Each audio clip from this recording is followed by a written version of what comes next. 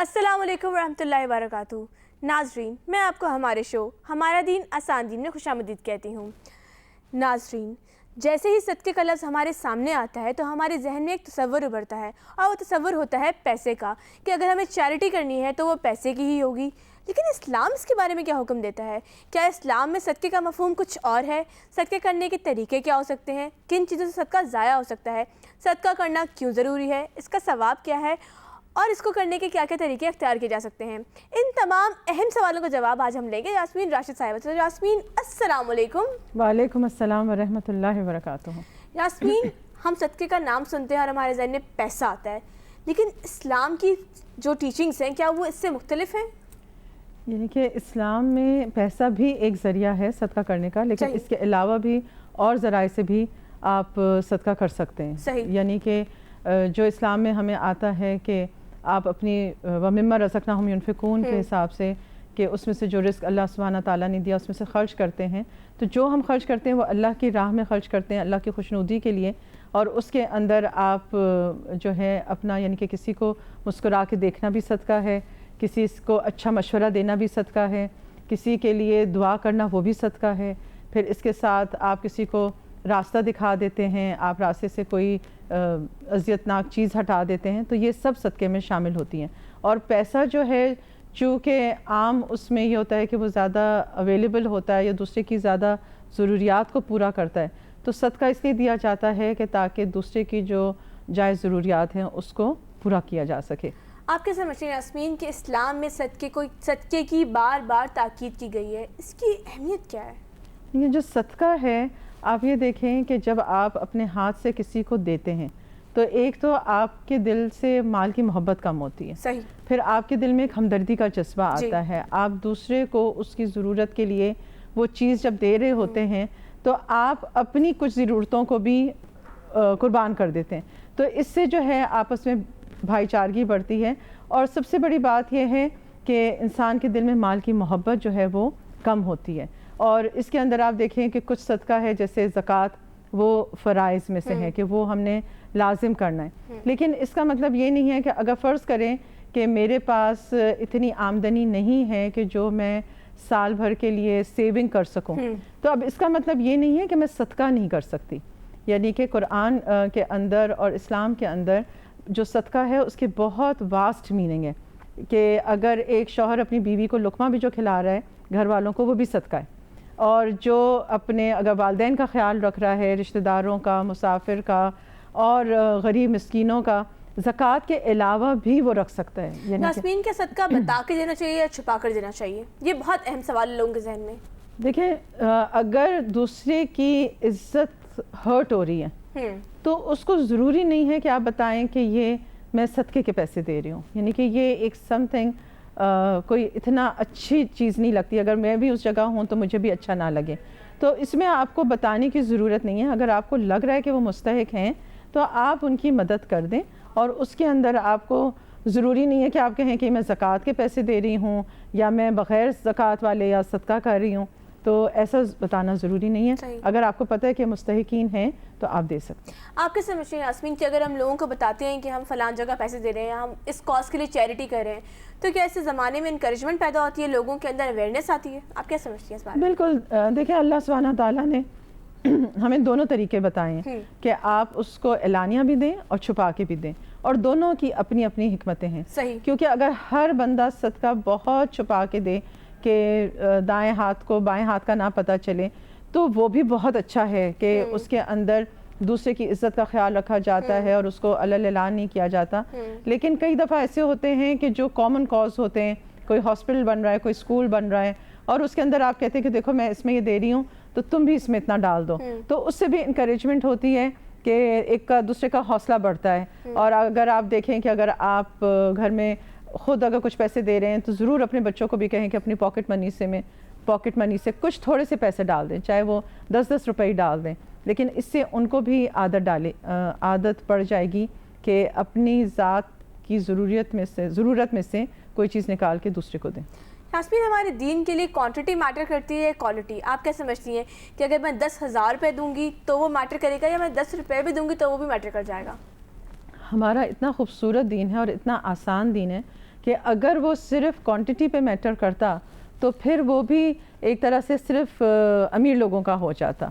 یعنی کہ آپ دیکھیں کہ جو صحابی ہوتے تھے وہ بہت حریص ہوتے تھے کہ ہم سابقون الاولون میں ہوں, کہ ہم زیادہ تر یعنی کہ سبقت لے جائیں, سب سے پہلے ہوں, اور فاستبقوا الخیرات کہ ایک ہم کمپٹیشن بھی تو تھا 2 صحابیوں میں, وہ کون تھے؟ تو وہ جو ہے نا کہ ہم کہتے ہیں کہ ہم فاستبقوا الخیرات کریں, کہ نیکیوں میں آگے بڑھیں. تو اس میں ایک جو غریب ہوتا ہے وہ جا کے کہتا ہے کہ جو امیر ہیں ہمارے آپس میں جو دوست ہیں وہ جو ہیں وہ تو مال خرچ کر دیتے ہیں اور اس کی وجہ سے وہ زیادہ ثواب کما لیتے ہیں, اور ہم جو غریب لوگ ہیں ہمارے پاس چونکہ مال نہیں ہے اور ہم جو ہیں وہ خرچ نہیں کرتے تو ہم تو پیچھے رہ گئے. تو نبی صلی اللہ علیہ وسلم نے ان کا اتنا حوصلہ بڑھایا اور کہا کہ آپ سبحان اللہ کہیں 33 دفعہ, اور الحمدللہ کہیں 33 دفعہ, اور اللہ اکبر کہیں 33 دفعہ, تو اللہ آپ کو بھی اس کا اجر و ثواب دے دے گا.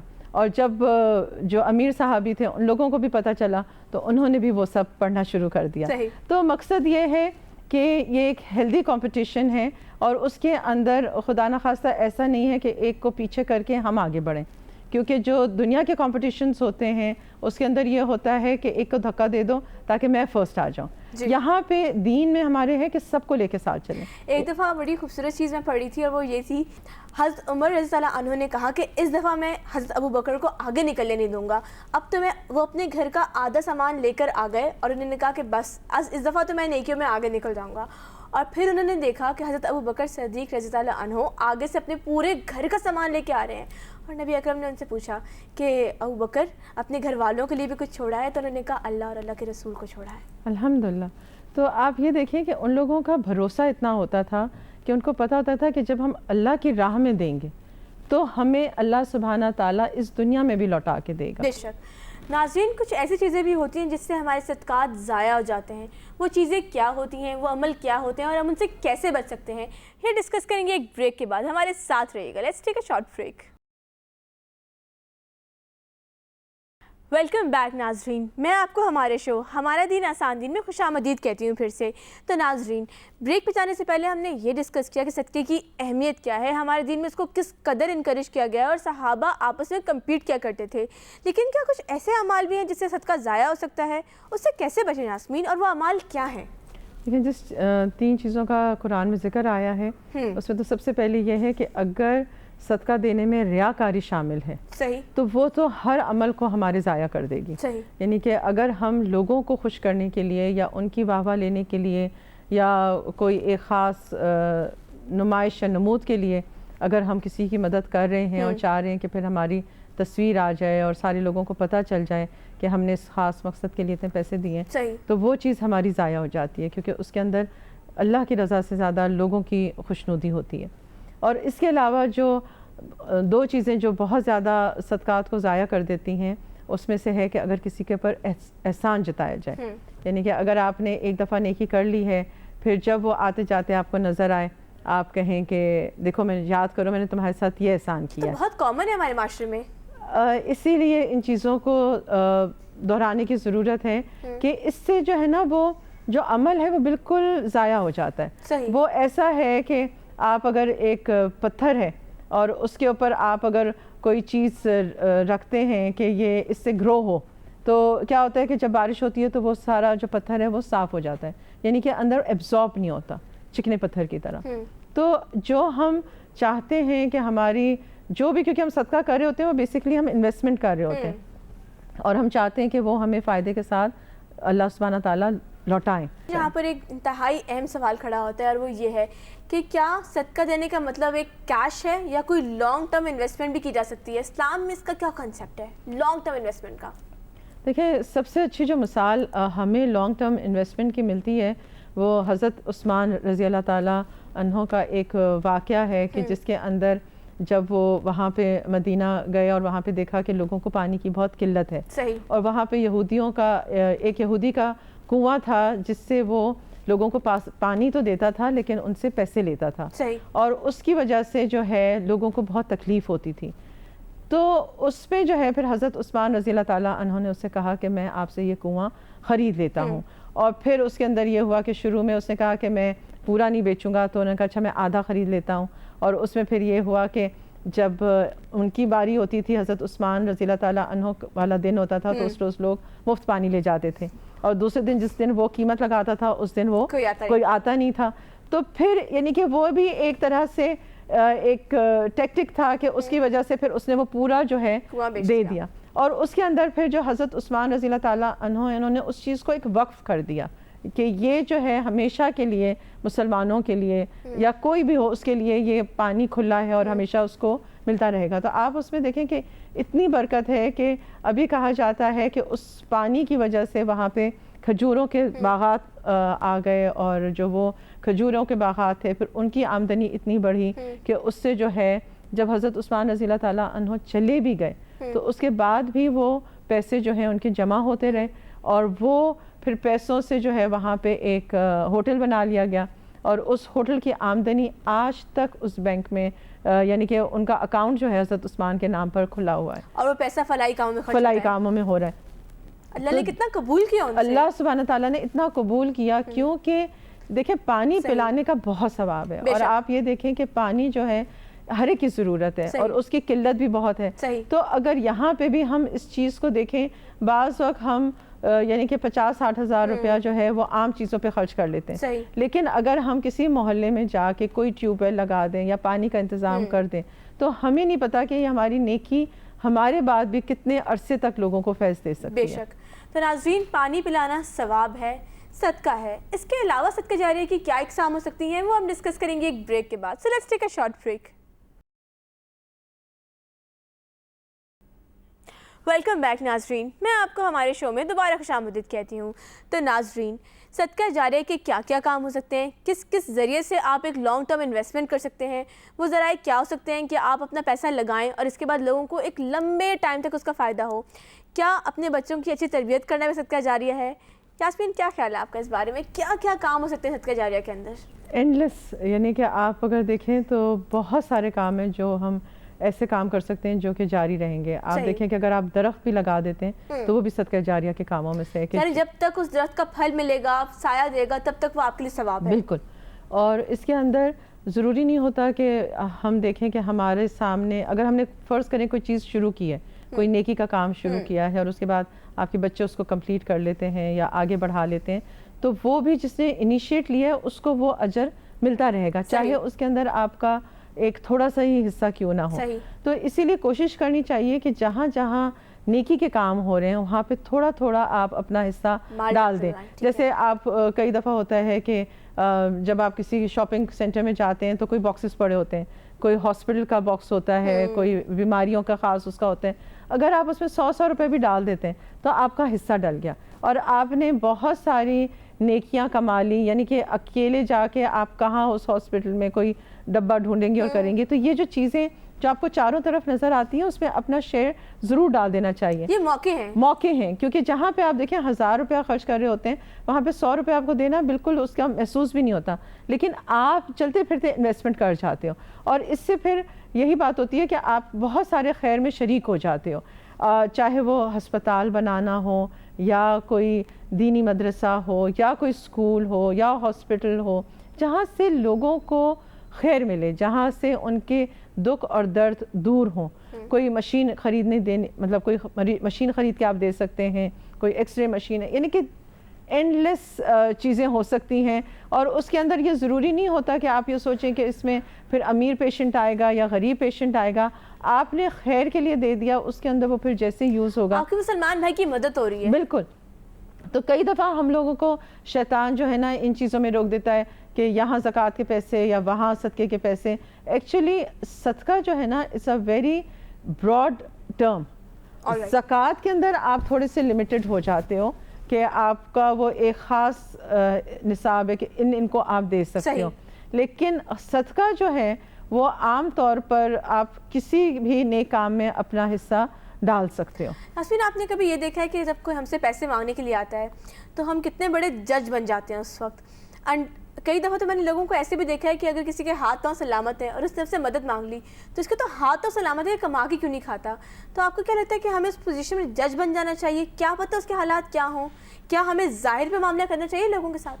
دیکھیے، ایک تو ہوتے ہیں جو آپ کو جگہ جگہ لوگ نظر آ رہے ہوتے ہیں جو سڑکوں پہ مانگ رہے ہوتے ہیں، وہ کافی پروفیشنل ہوتے ہیں. صحیح. لیکن کچھ لوگ ہوتے ہیں جو سفید پوش ہوتے ہیں, اور اسی لیے اسلام میں کہا جاتا ہے یا قرآن میں اس کا ذکر ہے کہ وہ لپٹ لپٹ کے اپنی ضروریات کا آپ سے رونا نہیں روتے, لیکن جو عقل مند شخص ہوتا ہے وہ ان کی حالت زار سے پہچان جاتا ہے کہ اس شخص کو ضرورت ہے. جیسے ہم دیکھتے ہیں کہ حضرت ابو ہریرہ رضی اللہ تعالیٰ عنہ جو تھے وہ بہت زیادہ دین کا کام کرتے تھے, اور دن رات نبی صلی اللہ علیہ وسلم کے ساتھ ان کی احادیث اور وہ سب لکھنا کرنا, تو ان کے پاس اپنے کمانے کے لیے کوئی ذریعہ نہیں تھا. صحیح. یا کچھ ان کا اپنا کوئی معاش کا ذریعہ نہیں تھا, ارننگز نہیں تھی.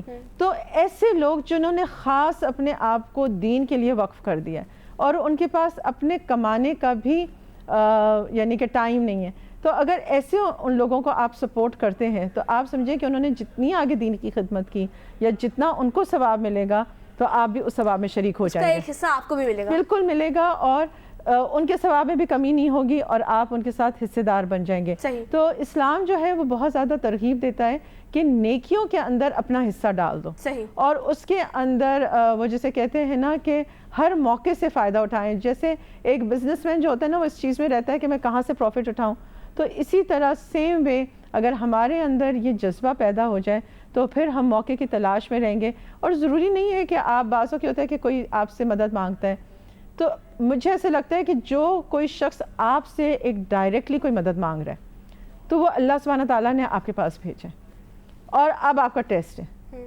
آپ چاہیں تو نہ کہہ دیں اور چاہیں تو اس کی مدد کر دیں. کئی دفعہ ایسا ہوتا ہے کہ مے بی آپ کے پاس اتنے ذرائع وسائل نہیں ہوتے تو آپ اس کو فوراً نو نہ کہیں. یعنی کہ اگر ہم سے کوئی مانگتا ہے نا تو اس کو فوراً نہیں کہہ دینا چاہیے, کیونکہ اس میں یہ ڈر آتا ہے کہ اگر آپ نے روک دیا دینا تو کہیں اللہ تعالیٰ نہ دینا روک دے. کیونکہ جو انفاق فی سبیل اللہ ہے نا یہ ٹنل کی طرح ہے, یعنی کہ جتنا آپ زیادہ دیں گے اتنا اللہ آپ کو زیادہ دے گا. صحیح. تو اس وجہ سے اگر آپ جو ہیں اس وقت اس کو کہتے ہیں کہ اچھا میں کوشش کرتی ہوں, اور آپ دیکھیے گا کہ اگر آپ 2-4 لوگوں کو بھی بول دینا کہ اس طرح کوئی ضرورت مند ہے اور اس کی کوئی دوائی ہے یا فیس ہے یا کوئی بھی مسئلہ اس کا ہے, تو بہت سارے لوگ آپ کو دینے پہ راضی ہو جائیں گے. آپ ایک میسج ڈال دیتی ہیں اور آپ دیکھیں گے کہ رسپانس بہت اچھا ہے. کئی دفعہ ایسا ہوتا ہے کہ بچوں کی شادیاں ہو رہی ہوتی ہیں, غریب بچوں کی, اور ان کے پاس یعنی کہ نئے کپڑے نہیں ہوتے یا ایسی چیزیں نہیں ہوتی جو ہر بچی کا شوق ہوتا ہے. تو ایسے موقعوں پر آپ دیکھیں گے کہ ہماری جو کبرڈز ہیں وہ بھرے کے بھرے, اور ایسے ایسے کپڑے ہمارے ہیں کہ جتنا بھاری کپڑا ہوتا ہے وہ ہم اتنا ہی کم پہنتے ہیں. تو ضرور اس چیز کی جسے کہتے ہیں نا کہ کلیننگ کرنی چاہیے, الماریوں کو کلین کرنا چاہیے. بچوں کو کہنا چاہیے کہ وہ اپنے ٹوائز نکالیں, اپنی چیزیں نکالیں, کپڑے, جوتے, بیگز, اس قسم کی چیزیں, گھر کا سامان. اور پھر آپ یہ دیکھیں کہ ماشاءاللہ جیسے رمضان کا مہینہ ہے تو اس کے اندر بھی ایک بہت زیادہ ایسا ٹائم ہوتا ہے کہ بندہ کہتا ہے کہ میں دنیا کی چیزوں سے اپنے آپ کو ڈیٹیچ کروں. تو ان موقعوں پہ اگر آپ دیتے ہو تو آپ کو ثواب بھی ڈبل ٹرپل ملتا ہے رمضان میں دینے سے, اور اس میں ان کی پھر عیدیں اچھی ہو جاتی ہیں, ان کو بھی موقع مل جاتا ہے کہ وہ اس خوشیوں میں شریک ہو جائیں, اور پھر وہ ایک اچھے طریقے سے معاشرے میں خوشحالی کے ساتھ اپنے خوشی کے جو موقع ہیں ان کو انجوائے کر سکیں. بہت شکریہ یاسمین آپ کا. ناظرین میں امید کرتی ہوں کہ صدقے کا کانسیپٹ آج آپ کے لیے بالکل واضح ہو گیا ہوگا. تو ناظرین, دینے والا ہاتھ لینے والے ہاتھ سے بہتر ہوتا ہے. اگر ہم اپنا مال لوگوں میں بانٹیں گے, لوگوں کے ساتھ شیئر کریں گے تو ہمارے مال میں برکت ہوگی. ہم دل کھلا کریں اور دیتے جائیں, اللہ ہمیں دیتا جائے گا. تو ناظرین ہم امید کرتے ہیں کہ آپ کو ہماری یہ کوشش پسند آئی ہوگی. اور یاسمین آپا, میں آپ کی بے انتہا مشکور ہوں کہ آپ یہاں آئیں, آپ نے اپنا قیمتی وقت نکالا اور آپ نے ہمیں اتنی اچھی باتیں بتائیں جن پر عمل کر کے مجھے یقین ہے کہ ہمارے ناظرین کی زندگی آسان ہو جائے گی. یاسمین آپ کے لیے ایکسپیرینس کیسا رہا؟ میں آپ لوگوں کی بہت شکر گزار ہوں کہ آپ نے مجھے موقع دیا, اور آپ نے مجھے موقع دیا کہ میں اپنے ناظرین کے ساتھ اپنے کچھ ایکسپیرینسز شیئر کر سکوں. جو کچھ تھوڑا سا علم اللہ سبحانہ تعالیٰ نے مجھے دیا ہے اس سے لوگوں کو فائدہ دے سکوں, کیونکہ ہم سب کو ضرورت یہی ہے کہ جو آسانیاں ہمیں ملی ہیں وہی آسانیاں ہم لوگوں کو بھی بتائیں تاکہ سب کی زندگیاں جو ہیں آسان ہو جائیں. تو آپ لوگوں کا بہت شکریہ, جزاک اللہ خیر. ناظرین اسی بات کے ساتھ آپ سے اجازت لینا چاہے گی اب آپ کی ہوسٹ عائشہ رملہ.